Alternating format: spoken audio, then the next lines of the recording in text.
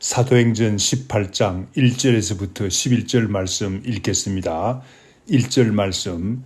그 후에 바울이 아덴을 떠나 고린도에 이르러 아굴라라 하는 본도에서 난 유대인 한 사람을 만나니 글라우디오가 모든 유대인을 명하여 로마에서 떠나라 한 고로 그가 그 안에 브리스길라와 함께 이달리아로부터 새로 온지라.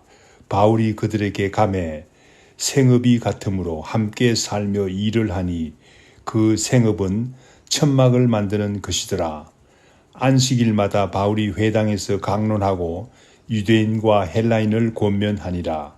실라와 디모데가 마게도니아로부터 내려오매 바울이 하나님의 말씀에 붙잡혀 유대인들에게 예수는 그리스도라 밝히 증언하니 그들이 대적하여 비방하거늘 바울이 옷을 털면서 이르되 너희 피가 너희 머리로 돌아갈 것이요 나는 깨끗하니라.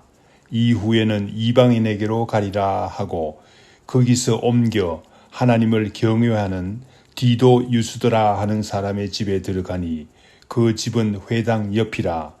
또 회당장 그리스보가 온 집안과 더불어 주를 믿으며 수많은 고린도 사람도 듣고 믿어 세례를 받더라. 밤에 주께서 환상 가운데 바울에게 말씀하시되 두려워하지 말며 침묵하지 말고 말하라. 내가 너와 함께 있음에 어떤 사람도 너를 대적하여 해롭게 할 자가 없을 것이니 이는 이 성중에 내 백성이 많음이라 하시더라. 1년 6개월을 머물며 그들 가운데서 하나님의 말씀을 가르치니라. 아멘. 오늘 우리가 읽은 본문 말씀은 사도 바울의 고린도 교회 설립에 관한 이야기입니다. 1절 말씀에 보면 그 후에 바울이 아덴을 떠나 고린도에 이르러라고 하고 있습니다. 그 후라는 것은 어떤 말입니까?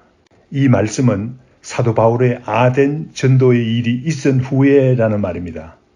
아덴 전도 시에 도대체 어떤 일이 있었습니까?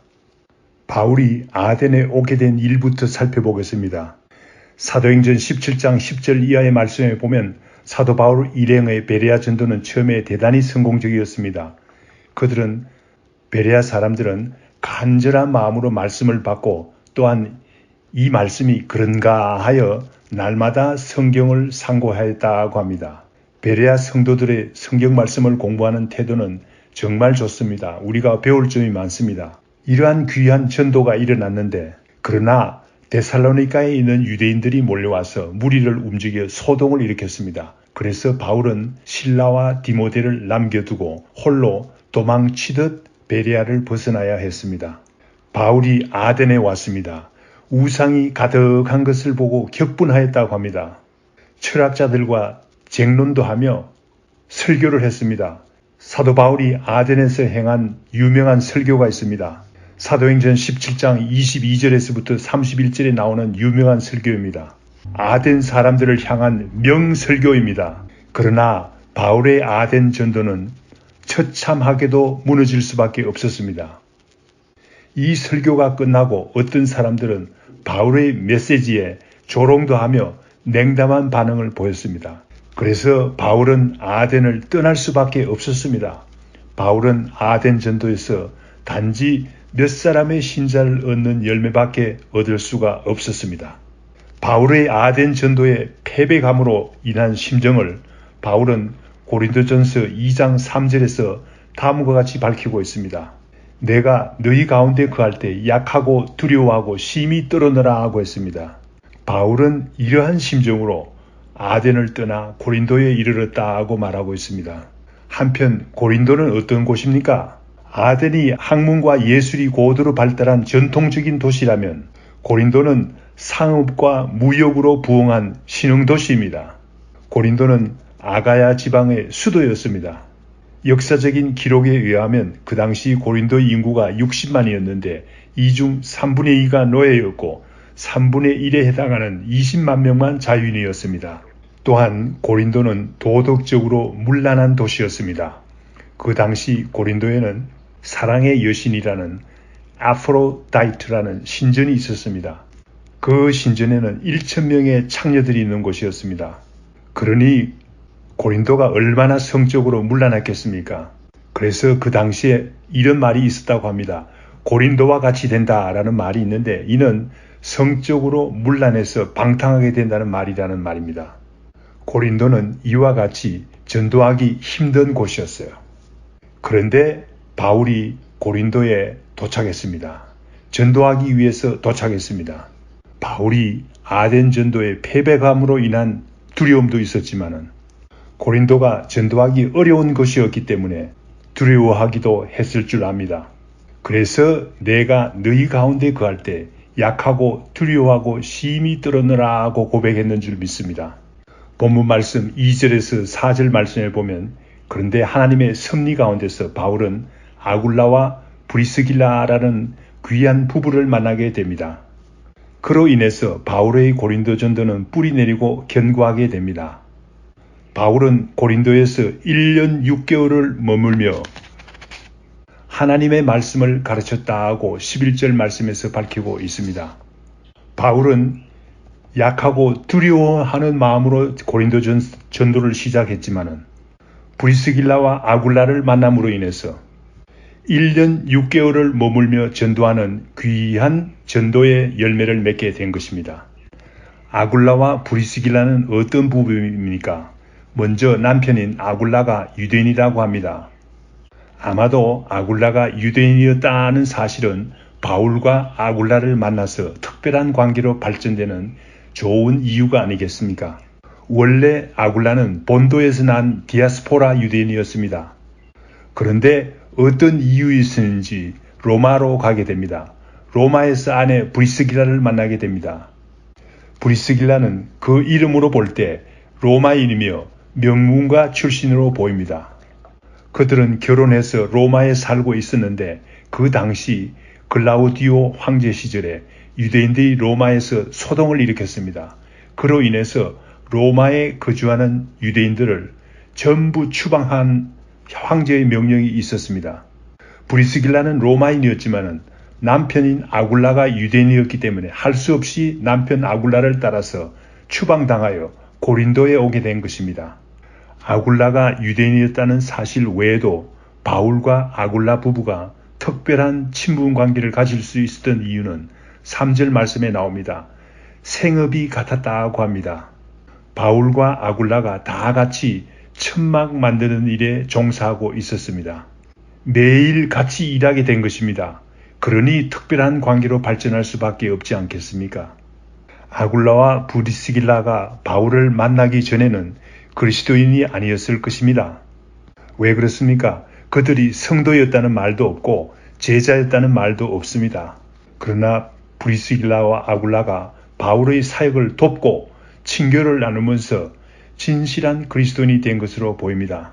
그들은 말씀에 관한 지식이 빠른 성장을 하게 되는 것을 볼 수 있습니다. 브리스길라와 아굴라가 에베소에 있을 때 아볼로라는 언변이 좋고 성경에 능통한 사람이 있었습니다. 그러나 아볼로가 좀 부족한 부분이 있었는데 이때 브리스길라와 아굴라가 조용히 데려다가 하나님의 도를 더 정확하게 풀어서 가르쳤다고 합니다. 18장 26절 말씀에 나오죠.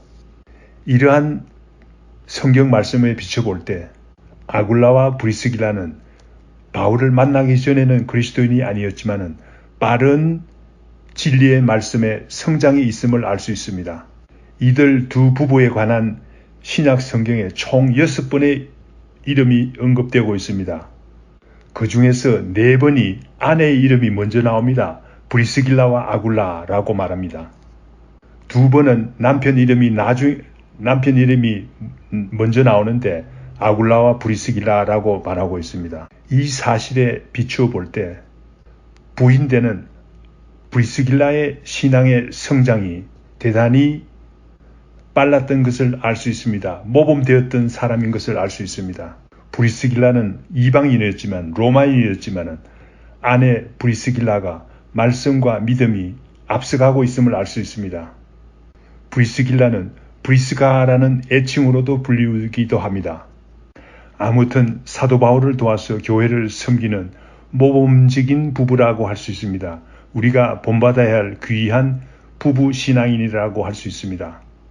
우리 교회에도 아굴라와 브리스길라와 같은 귀한 부부가 많이 일어나기를 간절히 기도합니다. 브리스길라와 아굴라 부부를 소개하고 3절에서 4절에 이어서 안식일마다 바울이 회당에서 강론하고 유대인과 헬라인을 고면했다고 말하고 있습니다. 이 사실은 브리스길라와 아굴라가 바울의 전도 활동에 도움을 주었기 때문에 바울이 강론할 수 있었다고 생각합니다. 어떻게 이들이 도움을 주었는지는 침묵하고 있지만 분명히 바울의 전도 활동에 상당한 도움을 주었다고 생각합니다. 5절 말씀에 드디어 실라와 디모데가 마게도니아로부터 내려왔습니다. 이에 바울이 하나님의 말씀에 붙잡혀 유대인들에게 예수는 그리스도라 밝히 증언했다고 합니다. 말씀에 붙잡혔다는 말은 바울이 말씀에 전념했다는 말입니다. 바울이 말씀 가르치는 일에 전념할 수 있는 환경이 만들어졌다는 말입니다. 왜 실라와 디모데가 왔을 때 사도 바울이 말씀에 전념할 수 있었겠습니까? 첫 번째로 실라와 디모데가 내려올 때 마게도니아 교회 성도들의 선물을 가져왔기 때문이 아닌가 생각합니다. 고린도전서 11장 9절 말씀에 나오지요. 9절 말씀 읽어보겠습니다. 또 내가 너희와 함께 있을 때 비용이 부족하였으되 아무에게도 누를 끼치지 아니하였음은 마게도니아에서 온 형제들이 나의 부족한 것을 보충하였음이라. 내가 모든 일에 너희에게 폐를 끼치지 않기 위해 스스로 조심하였고 또 조심하리라. 그렇습니다. 바울은 전도하는 고린도 교회, 고린도 성도들에게 도움을 얻기를 원하지 않았습니다. 그런데 말씀에 전념할 수 있었던 이유는 마게도니아에서 온 형제들이 나의 부족한 것을 보충하였음이라 라는 말씀을 볼 때 실라와 디모데가 올 때 선물을 가져온 것이 분명합니다. 두 번째 이유로는 실라와 디모데가 일을 함으로 바울은 기도할 시간과 말씀을 준비할 시간을 얻었을 것입니다. 말씀에 전념할 수 있는 시간을 가질 수가 있었던 것입니다. 그래서 고린도에서는 아덴에서 행한 철학적인 전도 대신에 예수가 그리스도이심을 전파하는 순수한 복음만을 전파했던 것입니다. 순수한 복음을 전했을 때 나타나는 현상이 있습니다. 6절 말씀과 같이 복음을 대적하는 사람이 나타납니다. 비방하며 거절하는 사람들이 나타납니다. 그런 반면에 또한 복음을 받아들이는 사람들도 있습니다. 7절, 8절에 나오는 사람들입니다. 디도, 유스도와 회당장 그리스도와 같은 사람들은 복음을 받아들였습니다. 디도, 유스도는 하나님을 경외하는 사람이었고 바울이 유대인들에게서 쫓겨나자 자기 집에 초대해서 말씀을 전하게 했습니다. 회당장 그리스도는 온 집안과 더불어 주를 믿으며 세례를 받았다고 합니다. 회당장 그리스도가 온 집안과 더불어 주를 믿으며 세례를 받자 이에 힘입어서 수많은 고린도 사람들이 믿고 세례를 받았다고 합니다. 이때 바울은 베레아에서 있었던 일이 생각났을 것입니다. 데살로니가에 있던 유대인들이 쫓아와서 선동을 함으로 베레아를 떠나야 되었던 일입니다. 베레아에 있었던 일이 트로마가 되었을 줄 믿습니다. 그런데 주님께서 밤에 환상 가운데 나타나셨습니다. 주님께서 나타나셔서 바울을 위로하는 일이 있었습니다. 9절에서 10절 말씀에 나오죠.